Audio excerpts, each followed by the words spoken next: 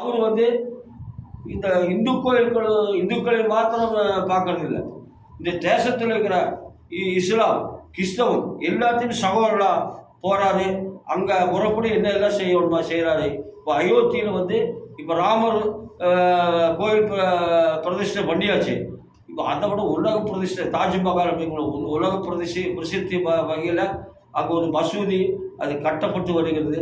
அது இப்போ எல்லாமே உலகம் முழுக்க பொருளாதார நெருக்கடி. இன்றைக்கி பார்த்தீங்கன்னா 7.5% என்னமோ ஜிஎஸ்டி நம்ம நாடு பொருளாதாரத்தில் முன்னேற இருக்குது. உலகம் முழுக்க சோத்துக்குள்ள பெட்ரோல் விலை உயர்வு, எதுவுமே தேவைகளை பூர்த்தி செய்ய முடியல. சுற்றி இலங்கையில் நிலவை, பங்களாதேஷ், பாகிஸ்தானில் இன்னும் அமெரிக்காவில் ரொட்டி துண்டுக்கு நிற்கிறவங்க, சைனாவில் நிற்கிறாங்களா, அந்த மாதிரி எல்லா பக்கமும் மிகப்பெரிய ஒரு மோசமான ஒரு நிலைமையில் இருந்துட்டு. இங்கே வந்து மாற்று சிந்தனையை சேர்ந்தவர்கள் அவங்களோட கருத்துக்களை வெளிப்படுத்துகிறாங்க. ஆனால் சைனாவிலையோ ஒரு அரபு நாட்டுகளையோ பேசுனா அப்போதான் தூக்கு, அப்போ தண்டனை. இங்கே என்ன வேணால் பேசுகிறாங்க. இது வந்து பேசுங்க, கருத்து சுதந்திரம் இருக்குது. நீங்கள் சொல்கிறதுக்கு ஆக்கப்பூர்வமான அர்த்தபூர்வமான ஒரு நியாயத்தை சொல்லணும். ஆனால் அது நடையில் பேசுறது அது நல்லா இருக்காது அப்படின்ட்டு நாம் சொல்கிறோம். ஆனால் அவர் எல்லாத்தையுமே சரிசமமாக பார்த்து இந்த நாட்டை சுபிட்ச பாதைக்கு அழைச்சிட்டு போகிறாரு. அவரோட ஆட்சியில் எல்லா தொழிலுமே பாகுபாடு இல்லாமல் யார் இவங்க அவங்க அப்படிங்கிற வேற்று சிந்தனை, வேற்று கட்சி அப்படிங்கிற பாகுபாடு இல்லாமல் எல்லாத்தையும் உயர்ந்த நிலைக்கு கொண்டு வர்றாரு. அந்த வகையில் ஸ்டீல் பிளான்ட்டு மிக சிறப்பாக செயல்படணும் அப்படிங்கிறது வருகிற காலங்களில் நாம் என்ன நல்லா சொல்கிறோங்களோ அத்தனையும் செய்வதற்கு அவங்க தயாராக இருக்கிறாங்க. இன்னும் பல்வேறு திட்டங்கள் இருக்குது.